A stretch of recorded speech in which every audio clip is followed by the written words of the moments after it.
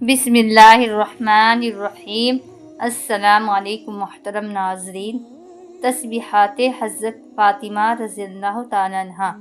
حضرت علی نے اپنے ایک شاگرد سے فرمایا، میں تمہیں اپنا اور فاطمہ کا جو حضور کی سب سے زیادہ لاڈلی بیٹی تھی قصہ سناؤں؟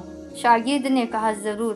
فرمایا کہ وہ اپنے ہاتھ سے چکی پیستی تھی جس کی وجہ سے ہاتھ میں نشان پڑ گئے تھے، اور گھر کی جھاڑو وغیرہ بھی خود ہی دیتی تھی جس کی وجہ سے کپڑے میلے کچیلے رہتے تھے۔ ایک مرتبہ حضور صلی اللہ علیہ وسلم کے پاس کچھ غلام باندیاں آئی۔ میں نے فاطمہ سے کہا کہ تم بھی جا کر حضور سے ایک خدمت گار مانگ لو تاکہ تم کو کچھ مدد مل جائے۔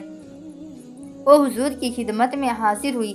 وہاں مجمع تھا اور شرم مزاج میں بہت زیادہ تھی، اس لیے شرم کی وجہ سے سب کے سامنے باپ سے بھی مانگتے ہوئے شرم آئی، واپس آ گئی۔ دوسرے دن حضور صلی اللہ علیہ وسلم خود تشریف لائے اور ارشاد فرمایا کہ فاطمہ کل تم کس کام کے لیے گئی تھی؟ وہ شرم کی وجہ سے چپ ہو گئی۔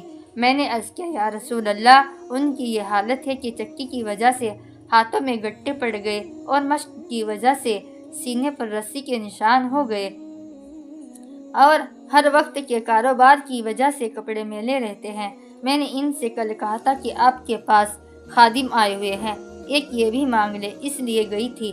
بعض روایات میں آیا ہے حضرت فاطمہ نے عرض کیا، یا رسول اللہ، میرے اور علی کے پاس ایک ہی بسترا ہے اور وہ بھی مینڈھے کی ایک کھال ہے، رات کو اس کو بچھا کر سو جاتے ہیں، صبح کو اسی پر گھاس دانا ڈال کر اونٹ کو کھلاتے ہیں۔ حضور صلی اللہ علیہ وسلم نے ارشاد فرمایا کہ بیٹی صبر کر۔ حضرت موسیٰ اور ان کی بیوی کے پاس 10 برس تک ایک ہی بچھونا تھا، وہ بھی حضرت موسیٰ کا چوگا تھا، رات کو اسی کو بچھا کر سو جاتے تھے۔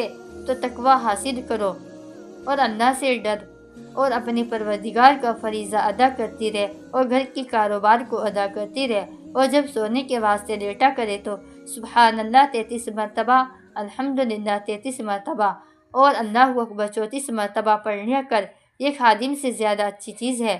حضرت فاطمہ نے عرض کیا، میں اللہ سے اور اس کے رسول سے راضی ہوں، یعنی جو اللہ کے اور اس کے رسول کی رضا میرے بارے میں ہو مجھے بے خشوع منظور ہے۔ یہ بھی تھی زندگی دو جہاں کے بادشاہ کی بیٹی کی۔ آج ہم لوگوں میں سے کس کے پاس 2 پیسے ہو جائے تو اس کے گھر والے گھر کا کام کاج درکنار اپنا کام بھی نہ کر سکے، پاخانہ میں لوٹا بھی ماما ہی رکھ کر آئے۔ اس واقعے میں جو اوپر ذکر کیا گیا ہے صرف سونے کے وقت کا ذکر ہے۔ دوسری حدیث میں ہر نماز کے بعد 33 مرتبہ تینوں کلمے اور 1 مرتبہ لا الہ الا اللہ وحدہ لا شریک لہ، لہ الملک و لہ الحمد وہو علی کل شیء قدیر آیا ہے۔